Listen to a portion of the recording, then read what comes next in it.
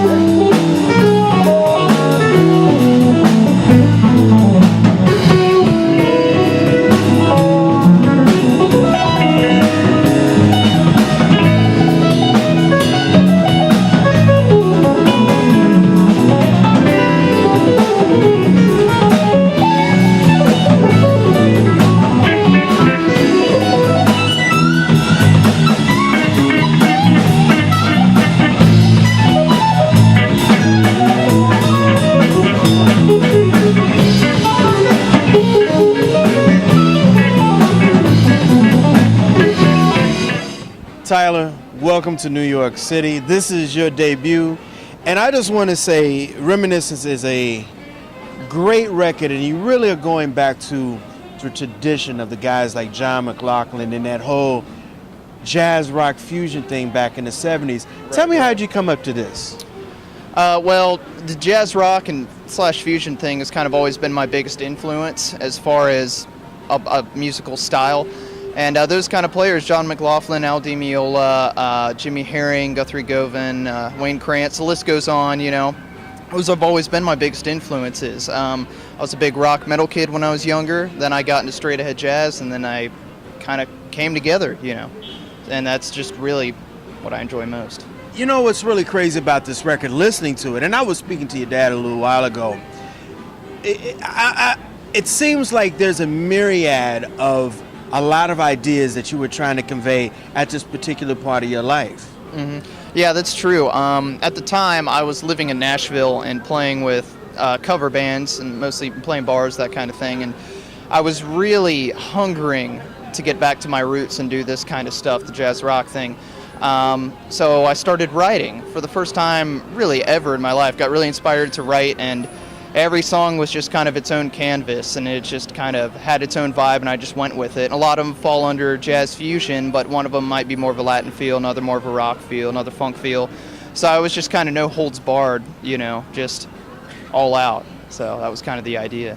Well, the record's been out for about 6 weeks, and you're getting a lot of rave reviews about this. Tell me about the process of this band and what you wanted to say musically with these musicians on this record. Well, the musicians I've all played with, besides Chris Fisher, the keyboard player, until he joined this particular original project for this album. But Gary Granger, the bass player, and Toby Fairchild, the drummer, me and them have played on gigs together in the past a handful of years ago, playing fusion funk covers and standards, that kind of thing. So after playing with them, they were kind of my first, that was kind of my gut feeling, was to go with them for this kind of record, because I know that he's played with John Scofield, and Toby has played with multiple artists and is all over that jazz fusion thing, but he's got that funk kind of stank feel to his playing, and Chris Fisher was a great recommendation by the both of them, and he was just a perfect fit. So really, they all kind of fit my vision of the jazz fusion thing, but also having that groove, you know. I couldn't think of any better players, so. You're 24 years old, man. What you know about Herring and John McLaughlin? I mean, I saw you in Soundcheck, man, and it seems like there's really a discipline in what you're doing. I mean, you're a humble guy, but I just noticed that you're a very different beast when you're on that axe. Yeah, well, I don't know, man. I've always been a very quiet guy, and I feel like picking up the guitar is really how I can express myself. I know that's a very typical musician thing to say, but it's true. And with the jazz fusion thing, I really feel like that's kind of my voice. Like, a lot of people sing and play the blues, or, you know, they find their thing. And for me, I could never really get into singing, and I found out that just improvising and playing stuff in the jazz realm, especially the fusion realm, is just really my musical voice. You know, that's just, and the whole discipline thing, I don't know where I'd be without different teachers telling me different concepts of how to discipline myself as a player and constantly pushing myself. You know, it's one of those things, like when you're practicing your instrument, if you sound good when you're practicing in the bedroom, then you're not practicing the right thing, you know? It's like you gotta be constantly pushing yourself and expanding. So I guess that's really my goal, is to just learn as much as possible.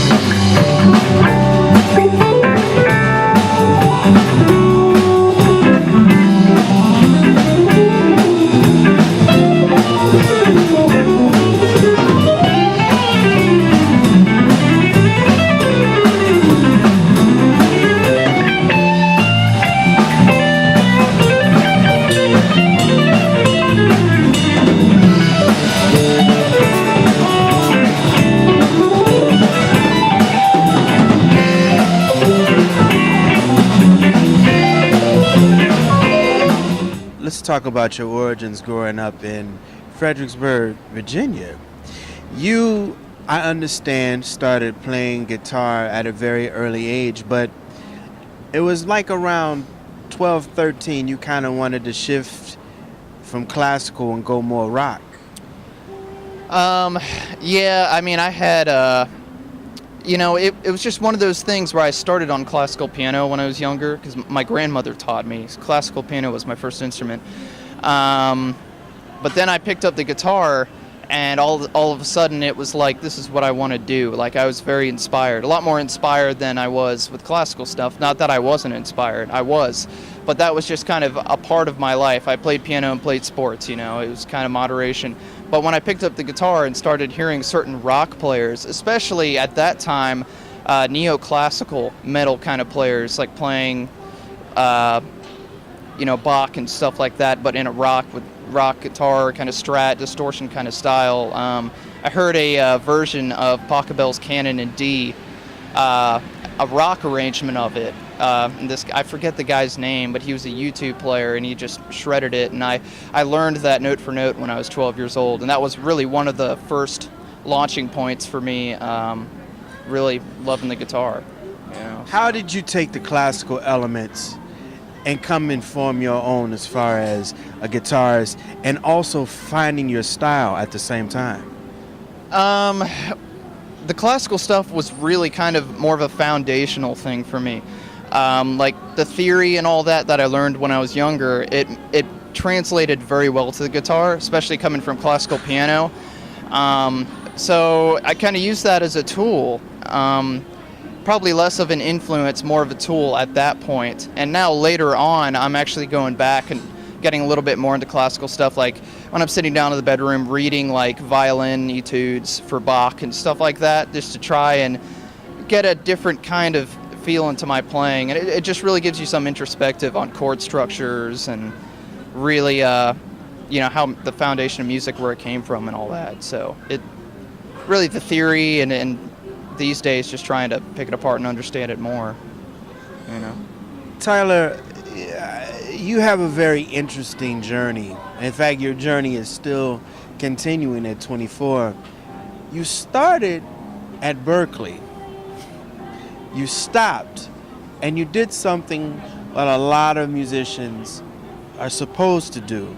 You found yourself in Nashville, Tennessee. Yes, that's true. I found myself there and found what I really wanted to do, this kind of thing, my original stuff, the jazz fusion stuff. But at the time when I had left Berkeley, I just wanted to play a lot. I wanted to play a lot of gigs. Didn't matter what kind of music it was. So I went and did that in Nashville, and after playing a lot of country gigs and discovering that that's not the only thing I wanted to do, I discovered that I just had to relieve my musical batteries, had to recharge. And that's what this album is about. Exactly, yeah.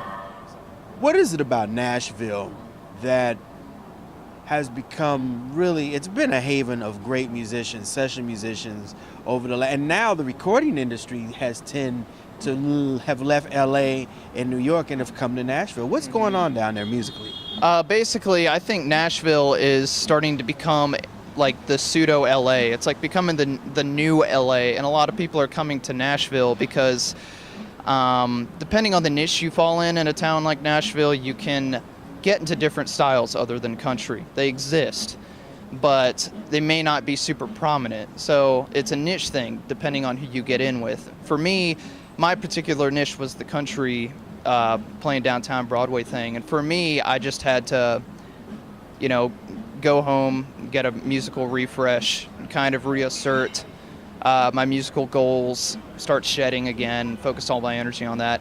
But anyways, yeah, Nashville is definitely kind of like the new LA, and I think that's becoming the fad, and a lot of people are starting to move there because of that. Yeah, so, Jack White, quite a few people, Pat Metheny, a lot of people are going down there to record, and it's also cost effective too. Right, yeah, cost effective because it's definitely not really as expensive as like LA or New York per se. And there are a lot of really amazing studios down there. So I can totally understand why a lot of big artists, even jazz artists, would go down there to record albums, because it's like they take their own producers and engineers with them most likely, and they're just using these nice studio spaces because they've seen it and they're like, that's where I want to record. So that's really, it kind of makes sense. A lot of people are going that direction. I understand that you took a master class with Pat Metheny, and he's kind of a mentor to you.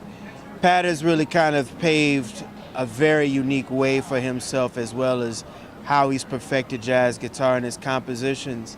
What is it that you've learned from Pat, and what does he mean to you? Well, Pat was one of my first jazz influences on guitar, and I've got a ton of his albums, ranging from when he was younger than me to his newer stuff now with Pat Metheny Group, and the Unity Band and all that good stuff. But doing the master class with him and getting to do an hour-long private lesson with him was really, really cool, because a lot of what he talked to me about was reasserting the fundamentals of jazz guitar. Like, for example, when you're playing over a jazz standard, looking at the chords and only playing chord tones over every chord, like only playing the root, third, fifth of each chord and nothing else, kind of a mental brain workout. And while I had done that already at that point, it was one of those things where he was basically telling me, like, go back and really focus on that, and that'll teach you how to play less. And then once you can do that, you have then earned the right to start playing really outside stuff. So that was kind of a big word of advice from him. And also dynamics, because I come from a rock metal background before I got into jazz, and so I've got kind of a heavy right hand on guitar, and that was one of his main criticisms of me too. He was like, man, you pick so hard, and I was like 18, 19 at the time, so I was like, oh, okay, so that kind of changed everything. So